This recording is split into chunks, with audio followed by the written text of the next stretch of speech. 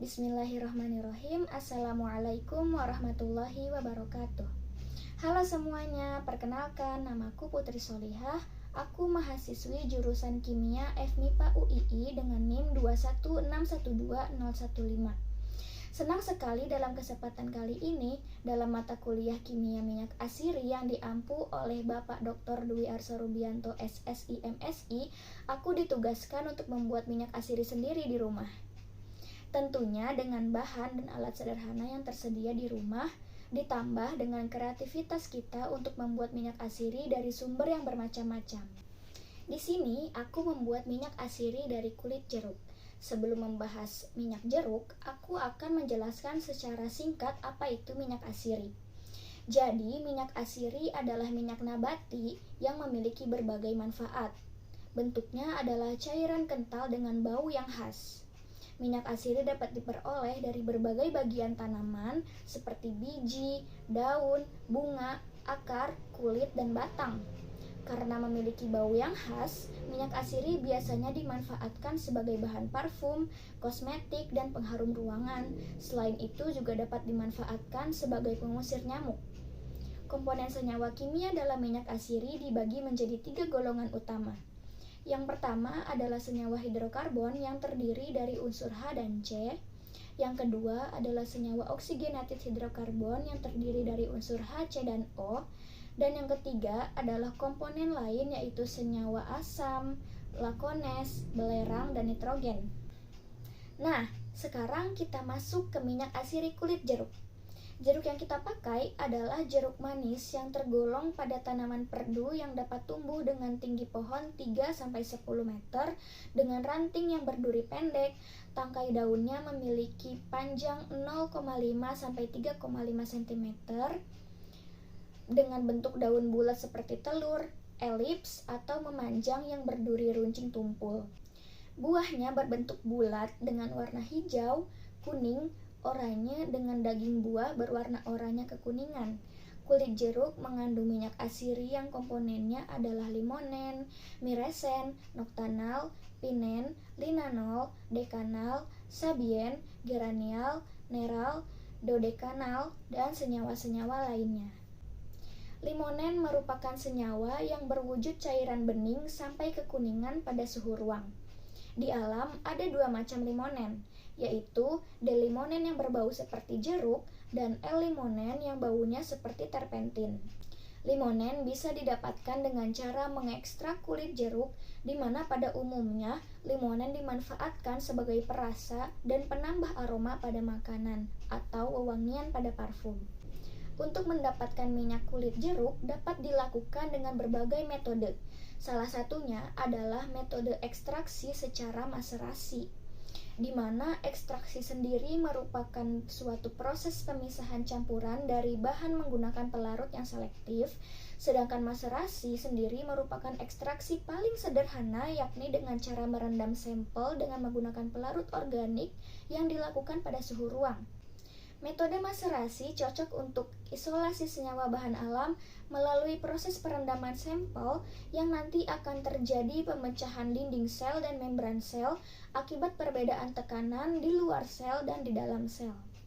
Sehingga metabolit sekunder yang ada dalam sitoplasma akan pecah dan terlarut pada pelarut organik yang digunakan.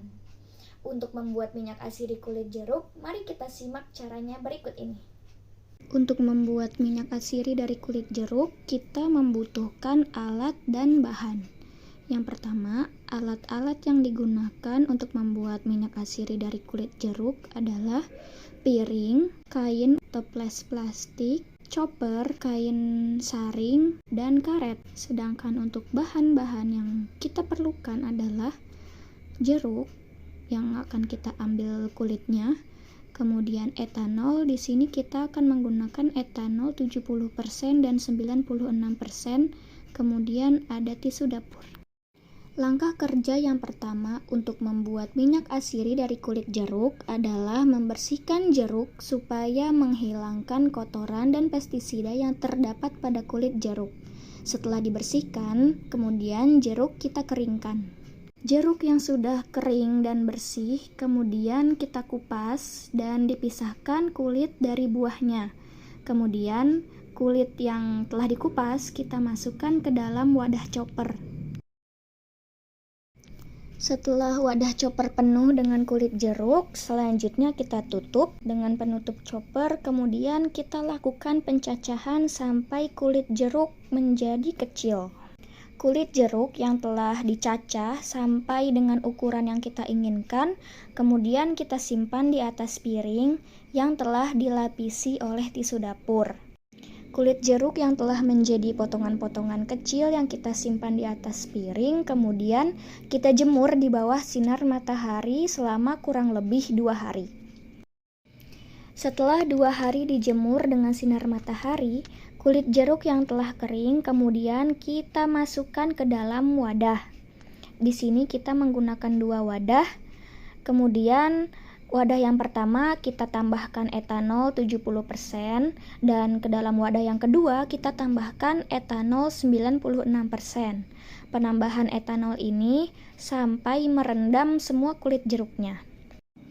Setelah ditambahkan etanol ke dalam wadah yang berisi kulit jeruk kering, kemudian wadah tersebut kita tutup dan dilakukan pengocokan.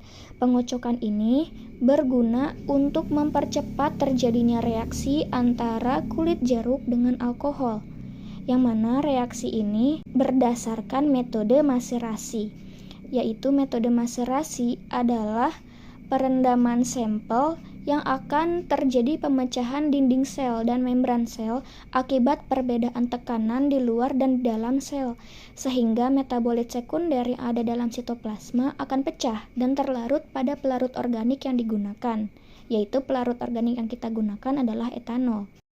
Setelah dilakukan pengocokan, kita bisa lihat bahwa kulit jeruk yang direndam dalam alkohol 70%, warna larutannya lebih keruh daripada yang direndam dengan alkohol 96%.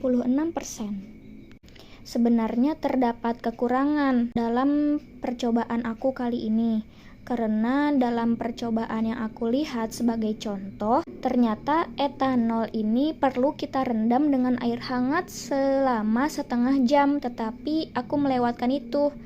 Mungkin tidak apa-apa ya. Campuran kulit jeruk dan alkohol yang telah kita kocok, kemudian kita tutup dengan kain dan karet. Campuran yang telah ditutup dengan kain dan karet selanjutnya kita simpan dalam tempat yang tidak terkena sinar matahari dalam suhu ruang. Kita tunggu selama 2-3 hari.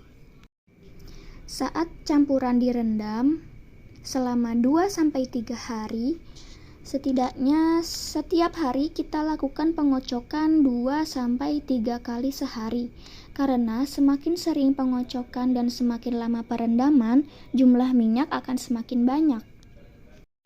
Di hari kedua dan ketiga saat akan dilakukan pengocokan, kita dapat melihat bahwa etanol yang merendam kulit jeruk mulai berkurang. Itu artinya etanol yang merendam kulit jeruk tersebut sudah mulai menguap. Di hari ketiga, kita selesai melakukan perendaman. Maka setelah direndam, kita akan melakukan penyaringan untuk memisahkan padatan dari cairan.